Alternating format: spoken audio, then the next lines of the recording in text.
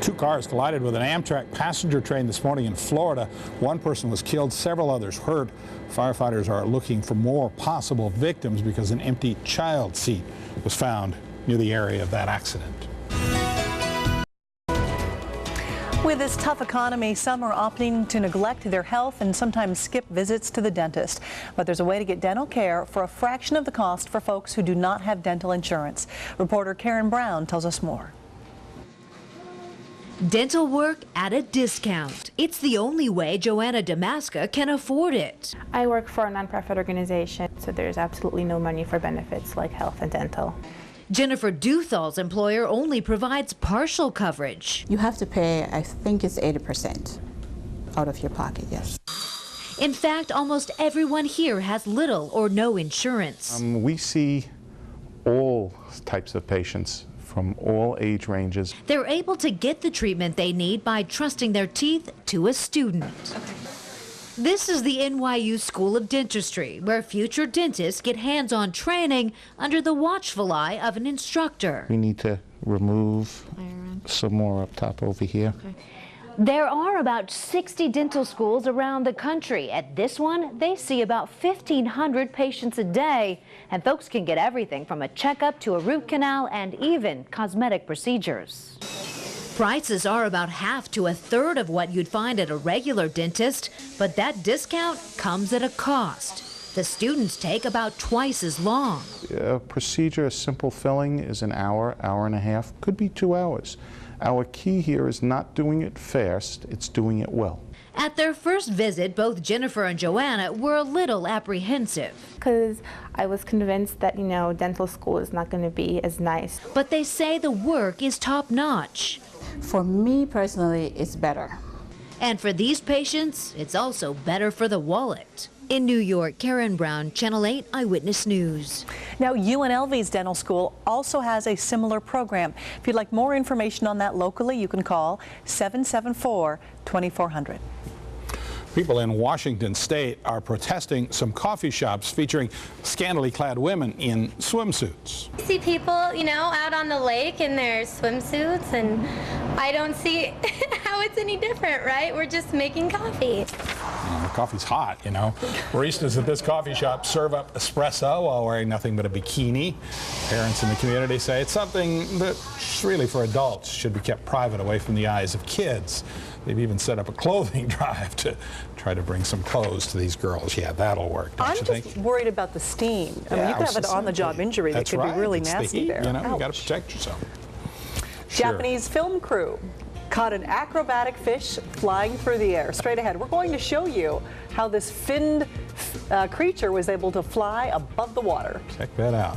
First, here's a live look outside from one of our sky cams. All the fish are going into the water today to stay cool. Sherry, I'll have the weather forecast when we come back. Now, Channel 8 Neighborhood Weather with Sherry Swims. Woo, those winds have really been kicking up. Most neighborhoods have a southwest wind, and then by tonight they'll be changing to the northwest as we'll get in a pretty strong cold front, and that'll be the big weather changer for us. We do have clouds in the sky, so it's not perfectly clear out there as we check out our neighborhoods, but we still have good patches of blue and enough to get us warmed up pretty well. We'll check temperatures in a moment. Wind gusts have already been over 30 miles an hour in a few neighborhoods. East Sahara is up to 101, so we're getting that extreme heat like we expected. Southwest winds up around 15 miles an hour. Look how low the humidity, below 10%. Seven Hills also been bumping around, not quite as hot, but in the upper 90s. Charleston, Wallapai, slightly cooler out there at Faith Lutheran Junior Senior High School in the mid-90s. Boulder City, you're starting to get some wind. Pahrumph's been getting breezy. Searchlight's in the mid-90s.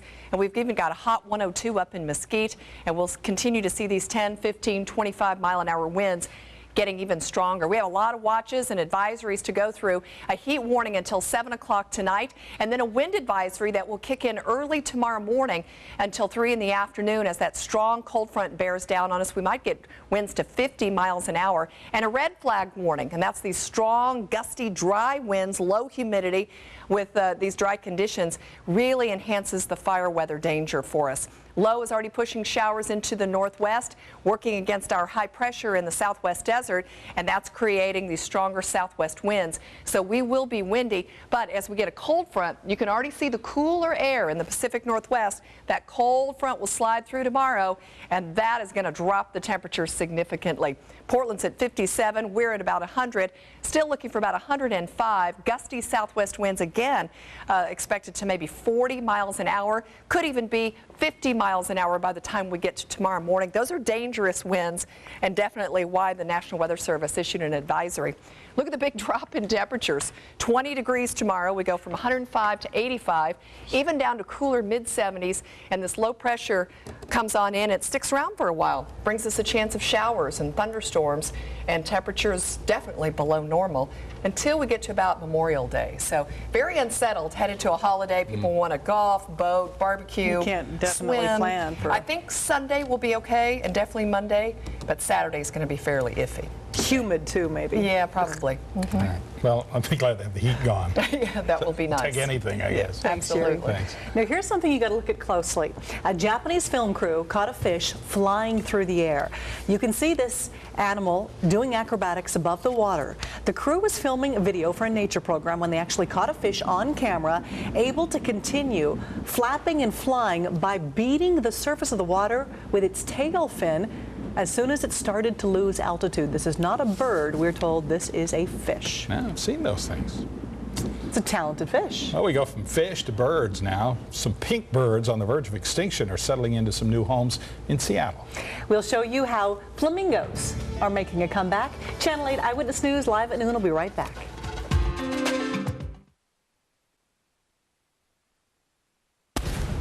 Coming up tonight on Eyewitness News, we'll have the very latest on Senator Ted Kennedy and look at his type of brain cancer, show you how common it is and just how people fight it. You deserve what you get while you're in there. Locked up for life, the I-Team investigated elderly prisoners here in Nevada. Well, now the family of one of their victims is speaking out, saying at least one killer is getting what he deserved. And an out-of-control car, look at that, slammed into a police officer while he was investigating a drunk driving incident. We'll have those stories and more coming up on Eyewitness News starting today at 4 o'clock. Pink flamingos are making a debut at the Seattle Zoo. These elegant and colorful Chilean flamingos are, we're told, endangered species. The flamingo exhibit is scheduled to open this Saturday in Seattle. Visitors will get a chance to get a close-up view of these pink birds. Flamingos are one of the oldest in the bird family, dating back some 30 million years. And that's how long they've been at the LA Zoo. Beautiful to see. That's it for us. Thanks for joining us.